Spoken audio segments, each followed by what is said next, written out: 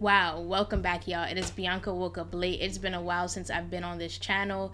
I don't know what to say. I've actually just been focusing on my other channel where I talk about financial stuff, but I could not help but come back today and get this channel back up and running. 2023 is already weird. It's already crazy. And I'm not saying that this is brand new. I'm just saying that this is a real continuation of the madness that's going on in the world. Some of the things that people are saying is bizarre and out of this world. Now, I don't know if it's because too many people have mics, myself included, or too many people are in front of cameras, myself included, or what it is, but it just seems like the wildest things are being said. And I'm just trying to figure out, where are people finding their logic?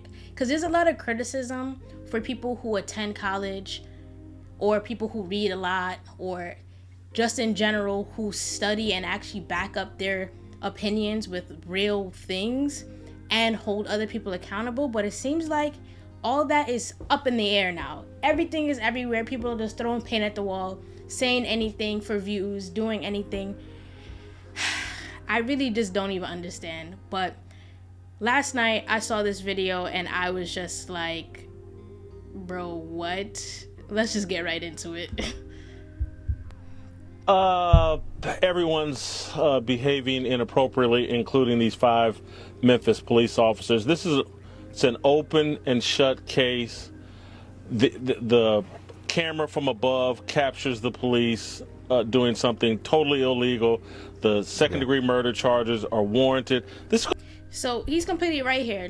Based on the footage alone that we see of the officers, I watched the video of the officers. It's obvious that they overdid whatever it is that they were trying to do in a driving stop, and they ended up severely hurting a citizen and causing them to, pass away.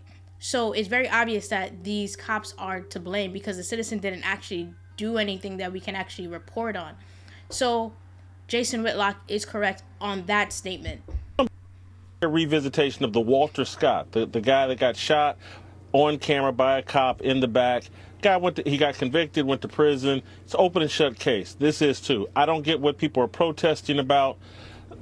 These are 5 black officers. The victim is black. The police chief is black. The police have been fired and charged, and they will be convicted, I would assume, by a predominantly black jury in a city that's 65% black. So the system. So Jason, right now, he's just setting up the stage by mentioning that everyone involved in the situation is black. Might I add, blackity black, blackity black town, blackity black. He's just trying to make a point here, and we'll see what he says right when we get to it. Going to work here. What the other system that's working is the corporate media's insistence on promoting racial division at the behest, in my view, of the military-industrial complex. They want us all looking at this and not looking at what they're doing in Ukraine as they drag America and the world into World War III. This is a distraction, in my opinion. CNN hype. I can agree with that, with the idea that this is a distraction from other things that are more important to certain other people, but you can't really say that some people, we shouldn't care about these things, we should care about these things. You, a media person, should be determining what people should care about. You're criticizing someone or a group of people for doing the exact same thing that you do. You're saying right now you shouldn't pay attention to this, you should pay attention to that, and you're criticizing, telling about other people saying that they're trying to make you pay attention to this and not pay attention to that. Most people already don't agree with the situation in Ukraine, but they already know that it's nothing that they can actually do about it. As far as protesting against police brutality, that's something that people feel like they can actually do and actually get on the ground right away and do. People feel like they can actually step outside their building and do something about that. Even I don't know if it works or not, obviously, because I've seen a lot of, change the training of officers, and that's never worked for real. But people feel like they can immediately do something about that, but they can't go to Ukraine and fix that. So it's a shaky situation. video like they were hyping the Super Bowl. And there's really only 60 seconds of relevant content. He's saying that they were hyping the video, but honestly, I never even heard about any hype about the video. I saw a few articles here and there about the situation, and honestly, I didn't click on it at all. I'm like almost desensitized in that way. I've been really stepping away from a lot of this worldly media, but obviously I gotta come back and do the channel. Like, this is crazy. Show the police misconduct from overhead as they brutalize this man and make it clear this is an open and shut case and the guys are going to be convicted, and we move on. They treated this like a Super Bowl, enraging people, promoting the violence, and this is the most important story in the history of the planet. It's not. What's going on in Ukraine and our military involvement in Ukraine, that's the most important story going on in the world, but yes, they don't right. want you focused on that. That is such a good point. And you've been in the news business all your life, 35 years or something. I felt guilty putting that video on the screen, not because I was on anyone's side. I felt obviously bad about it. It was horrible. But because you don't want to put ugly things on TV and inflame passions. You want people to be reasonable and think things through and reach wise decisions. Why would news organizations, they really want to make people enraged, clearly. They don't want us focused on reality. Hey, if they want us to devote an hour of coverage to this and weekend coverage of this, and they want to take us to a good place, I would examine the racial element of this, because there is a racial element. And this is a story about young black men and their inability to treat each other in a humane way. Everybody involved in this on the street level was either 24 to 32 years old. But that exact statement, like, I want to pause right here. Like, that exact statement is the point that so many people have been trying to make for years and years and years. But there has been like a section of the media that has always been trying to defract from talking about black on black crime, right? And talking about who's committing black on black crime. No one wants to talk about it because it's like the elephant in the room. No one wants to say, like, hey, this is what's happening to this group of people, and this group of people is actually doing it. They want to go to the other side of things and say this is a systemic system that is causing these people to do this. And I'm not saying that there isn't systemic racism or systemic poverty or things like that, but at a certain point you gotta say, okay, I'm in this situation. Do I actually have to do this thing? Do those 5 cops actually have to murder that one young man? Do they actually have to do that, is the question, right? What about the system caused those black men to do that to him? And why does the system even involved in this exact 15 minutes? It just doesn't make much sense to me. I don't know. It's like we've been talking about this whole crime thing, and I don't know, man. It's just crazy. A group of young black men, 5-on-1. Looked like gang violence to me. It looked like what young black men do when they're supervised by a single black woman. And that's what they got going on in the Memphis. And you see, this is where I am very confused. I'm dumbfounded. I'm like, wait, what? How did black women get involved in this situation? There were no black women there. The situation had nothing to do with black women at all. But somehow Jason Whitlock, after saying all these true, almost not really profound in any way things, he then trails off and goes, black women did it. Huh? Where are the black women? They're not even here. It's like, because they can't blame systemic racism in this specific instance, now it's black women did it. What?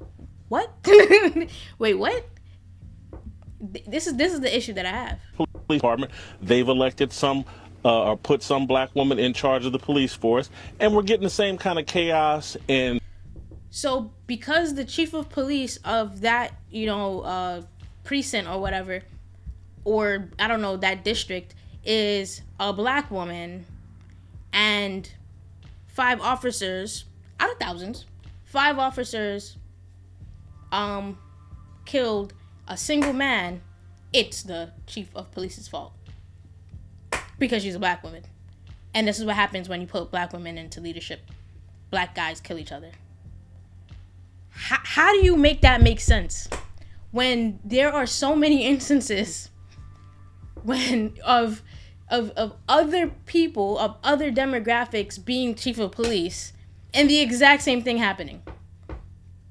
How do you make that make sense? It's because for them, it's like you have to take away any accountability from the people who are actually committing the crimes. It's the same thing that what happens when we see a predominantly white police force, and then there are a lot of black victims that they're supposed to be, protecting. Then we're saying, oh, it's this, it's that, it's mental illness, it's this, it's everything except he did that. It's the same game.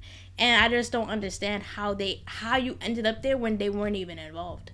At least in the other situations, the people that they're trying to blame were actually there or involved in some way. The chief of police, like, seriously, because she's a woman and she's a black woman, it's her fault. And violence that we see in a lot of these cities that are run by single mothers.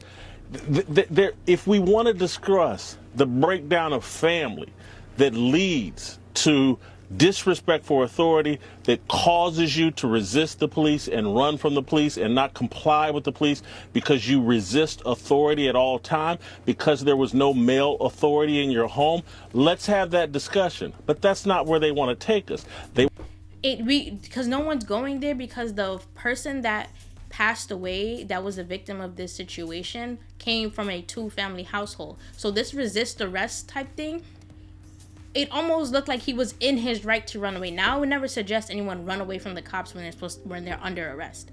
That's just, we've seen how that goes.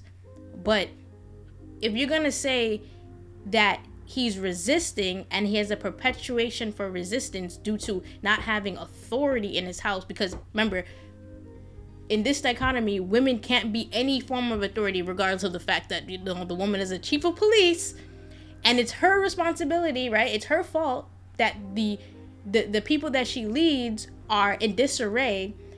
It's also the single mother, right, who doesn't have authority as a black woman, right? You're following the logic here, right? Also her fault because there's no authority figure in the home, right? So when a black woman's at home, she has no authority. But when she's at work, she has all the authority. And everything's her fault. Doesn't matter. If the dad's not home, it's her fault. Regardless of the fact that the victim had both his parents, right? And when you see the press conferences and his parents speaking out, they're both there, right? Mother and father. But we're going to pretend his father's not there, according to this guy. And we're going to say that due to single mothers, boys and young men treat each other badly.